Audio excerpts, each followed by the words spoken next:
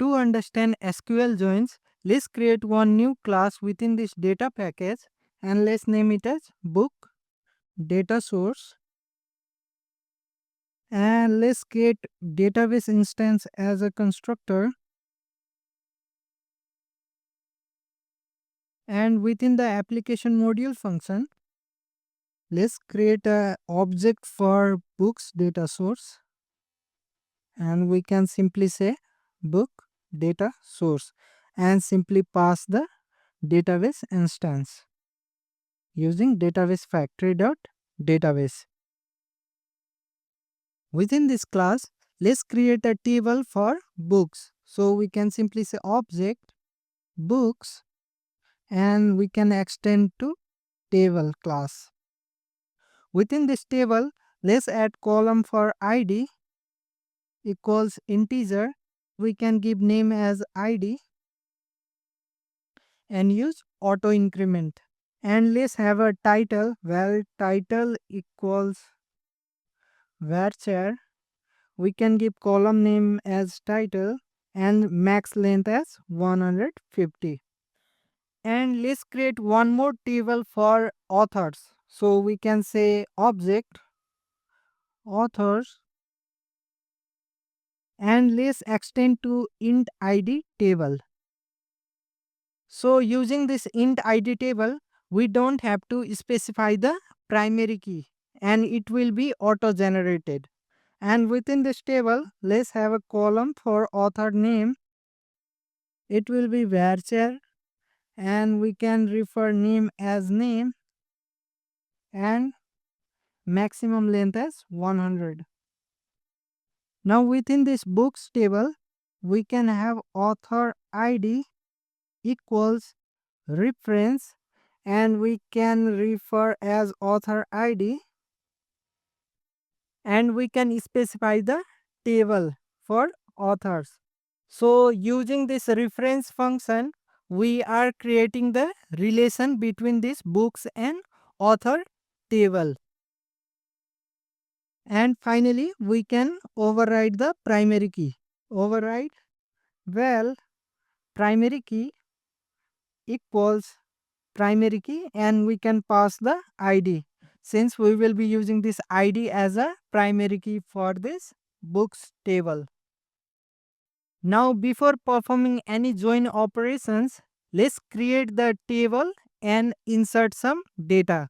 So for that, let's create a function, private function, create table and insert data. Within this function, let's use transaction block and we can pass the database and we can make use of schema utils dot create function to create this books and author table. So we can specify the tables books and authors. Now let's first insert some authors. So we can say author 1 equals authors dot insert and get id. So using this insert and get id function for any int id tables, we can get the generated id after insertion. Within this, we can specify the name equals author 1 and let's create few more authors. So author 2 and author 3. Now we have 3 authors. Let's add some books as well. So books dot insert and we can specify title as book 1 and author of this book 1 will be author 1 since we are using this reference function that will store the id for the author. So we can specify the author id field as the one that we get after the insertion. And we can insert 2 more books. So let's have book 2. Book 2 will also have same author as book 1, and let's have book 3 as well, whose author will be author 2, and let's have one more book as book 4. And we don't want to specify the author for this book, and let's make the author field as well as nullable, so that we will be having better understanding of all the SQL joins. So let's make this author field as nullable. So after making author ID column as nullable, we can specify the author for book 4 as null. And for author 3, we are not having any books. And for book 4, we are not having any author. Now within the init, we can simply call this create table and insert data function. Now let's quickly run our application and let's check our admin dashboard if our table are created or not. We can reload this one, and as you can see, our tables are created. Also we are having the data as well. So for the author we are having 3 row, and for the books we are having 4 row. So let's begin with inner joins.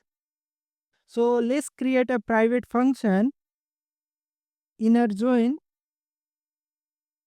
and in order to use inner join between authors and book table, we can simply use syntax something like authors dot inner join and specify the books. So this is one way of defining the inner join, and we can also use something like authors, and we can specify inner join. The next table is books. So basically inner join gives us only the records that have matching value in both the table. That means we will only get authors who have at least one book in the books table. If an author doesn't have any book, they will be excluded from the result. And to print the result of this inner join, we can use select all. Within the for each, we can print all the items. So we can simply say print line, and let's get the author name, and we can simply say author wrote, and we can get the book name, it books dot title.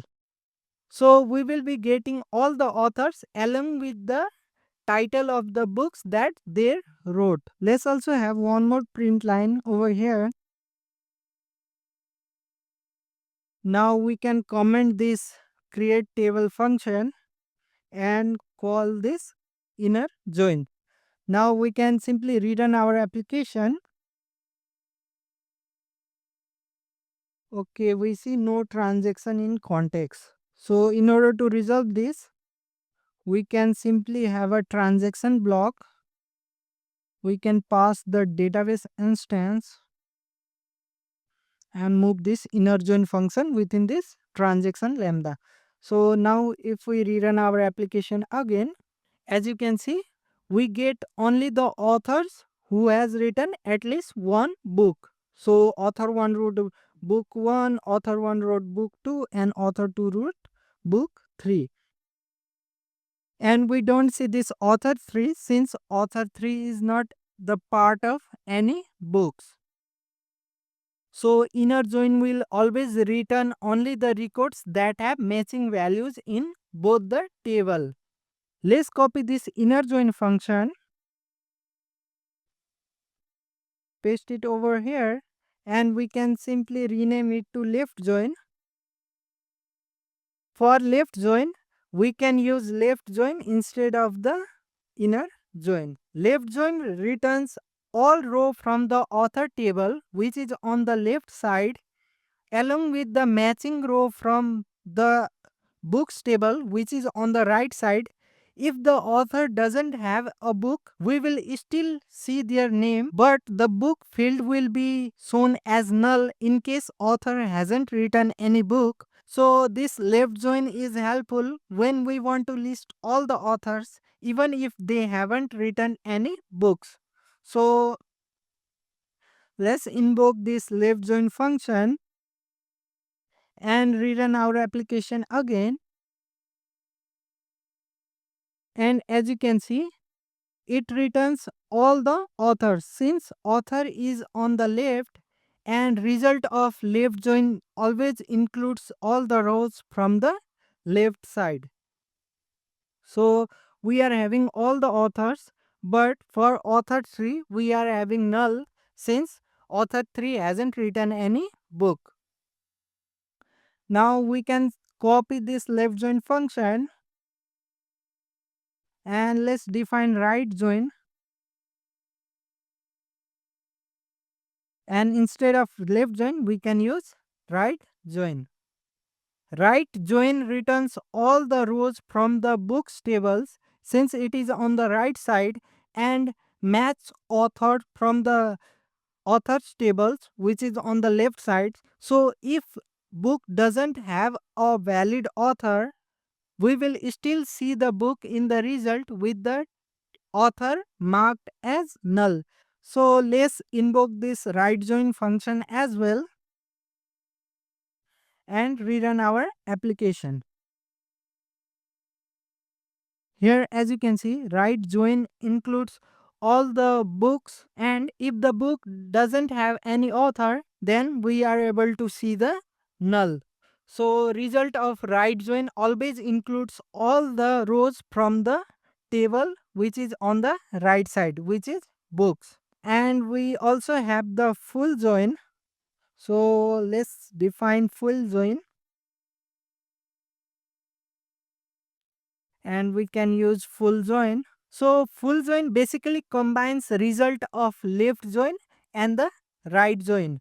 It shows all the records from both the table matched wherever possible. If there is no match, you will see null values for the missing sides. So this is useful when you want a complete overview even for unmatched data. So let's call this function. We can say full join and rerun our application. So here you can see that full join includes all the rows from both the table, and if there is no data for corresponding row in any of the table, then it will be null. We also have the cross join. So for cross join, we can simply rename this to cross join, and for cross join we can use this cross join function. Cross join basically returns the Cartesian product of both the tables. So that means every row within this author's table will be combined to every row within this book's table, regardless of any relationship. So let's suppose if there are 3 authors and 4 books, the result will be 3 times 4, which is 12. This is rarely used for normal queries but can be useful in generating the combinations.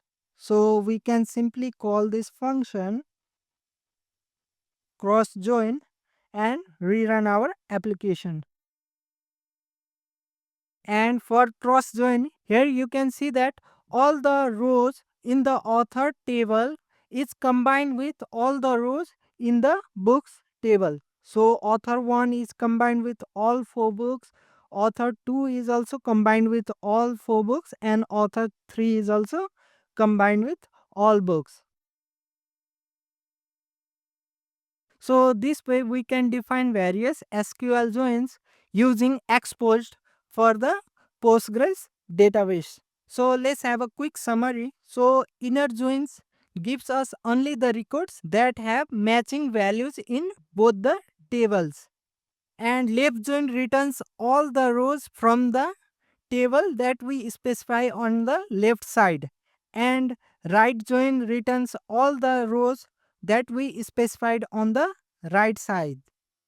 And full join combines both left join and right join. That basically means it will return all the rows in both the tables. And cross join basically returns all the combinations. So that should be it for SQL joins. Thanks for watching and happy coding.